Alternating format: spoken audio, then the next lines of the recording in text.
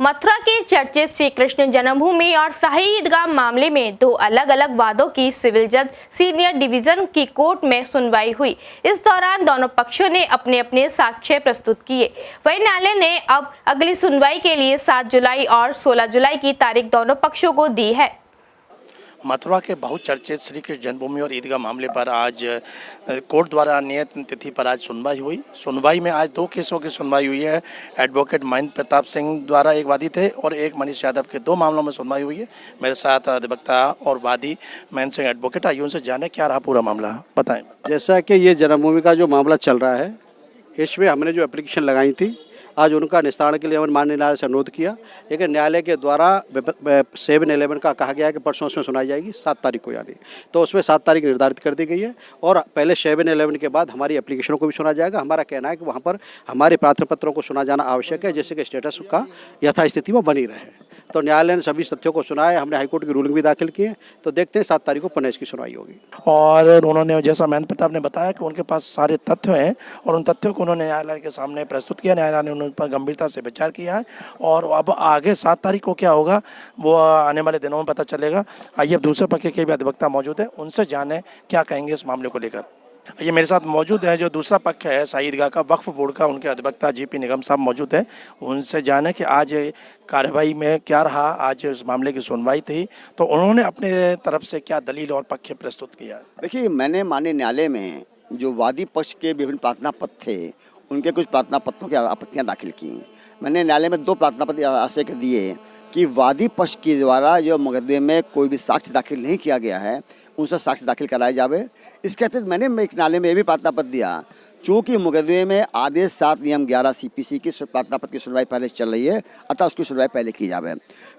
चूँकि वादी पक्ष जानता कि उसका दबाव मेंटेनेबल नहीं है, अतः उसके द्वारा भरपूर विरोध किया गया और ये कहा गया कि 74 का प्रार्थना पत्र जो कमीशन जारी कराने का था उनका, जिसे माननीय न्यायालय द्वारा खारिज कर दिया गया था, उस प्रार्थना पत्र के संदर्भ उन्होंने जो रिवीजन किया है उसके आधार पर उसकी सुनवाई कर ली जाए। मेरा कहना था चूँकि न्यायालय में प्रार्थना पत्र दावे मेंटेनेबल नहीं है, मैंने माननीय न्यायालय में 2016 LCD का कानून दाखिल किया माननीय सर्वोच्च न्यायालय का, जिसमें स्पष्ट शब्दों में दिया हुआ है कि, और 2021 का अपने इलाहाबाद हाईकोर्ट का जजमेंट दाखिल किया मैंने, जिसमें स्पष्ट शब्दों में दिया हुआ है कि सभी प्रार्थना पत्र सुनवाई से पहले अगर 7/11 का प्रार्थना पत्र लगा हुआ है तो उसकी सुनवाई पहले की जाए। माननीय न्यायालय मेरे तर्कों से सहमत हुई और दिनांक 7 तारीख जो है, 7 जुलाई जो आने वाली है, मेरे प्रार्थना पत्र जो 7/11 का लगा हुआ उसकी सुनवाई नियत कर दी गई है। आइए, आज एक साथ 2 मुकदमों की आज सुनवाई थी। दूसरे जो वादी हैं मनीष यादव मेरे साथ मौजूद हैं, अभी कोर्ट से निकले। आइए जाने क्या रहा आज की सुनवाई को लेकर। मनीष जी बताएं। देखिए, आज मुकदमे में जो सुनवाई चली काफ़ी देर तक चली और उसमें एक जो मुख्य था सर्वे को लेकर, उसमें डिफेंडेंट नंबर 1 अभी तक हाजिर नहीं था, वो हाजिर हो गए हैं। इसके लिए 16 तारीख तक उनको समय दिया गया, 16 तारीख तक में जवाब देंगे, 16 तारीख को उस पर बहस होगी। और जो मेन लड़ाई उसमें जिसकी आज बहस होनी थी, उसमें वंशज को लेकर लड़ाई थी कि श्री कृष्ण के वंशज कौन। तो हम लोगों ने अपना जवाब दिया और ये बताया है कि श्री कृष्ण के वंशज हम, उसमें हम लोगों ने अपने जवाब दाखिल कर दिए हैं। आगे उन्होंने समय मांगा है अपना रिजॉइंडर दाखिल करने के लिए, जिसके लिए न्यायालय ने 16 तारीख तक, हाँ, विपक्षी ने समय मांगा है। 16 तारीख को समय दिया गया है, 16 तारीख को सुनवाई इस पर होगी, उसी दिन इसका फैसला आएगा। वकील साहब बताएं क्या पूरा मामला अब तक है, उसके क्या तथ्य निकल गया। दरअसल है क्या कि चूँकि भगवान श्री कृष्ण के दुनिया में करोड़ों के अरबों भक्त हैं, हर व्यक्ति उनसे जुड़ा हुआ है। कोई उनका वंशज होने का दावा कर रहा है तो कोई उनका भक्तों के। ऐसा किसी ने किया अभी इस मामले में दावा? अभी ऐसा आ गया था। अभी क्या है कि हमारे कुछ भाई लोगों ने, जो हमारे अपने हैं, गैर तो कोई है नहीं, उन्होंने कहा कि ऐसे कुछ तरीके, उन्होंने कुछ थोड़ा कन्फ्यूजन था उनको। उनका कहना था कि वसुदेव और नंद बाबा के विषय में शायद उन्होंने अध्ययन नहीं किया होगा, और आज मैंने ऑनरेबल कोर्ट के माध्यम से जो संदर्भ हैं उनको मैंने वहाँ कोर्ट में उपलब्ध करवा दिया और निश्चित रूप से मैं उम्मीद करता हूँ कि वो लोग वहाँ पढ़ के आएंगे तो इनका जो ये कन्फ्यूजन है वो भी दूर हो जाएगा। हम लोग यहाँ सिर्फ इस काम के लिए आए हैं कि हमारी जो 13.37 एकड़ जो ज़मीन है, हमें उसे मुक्त करवाना है।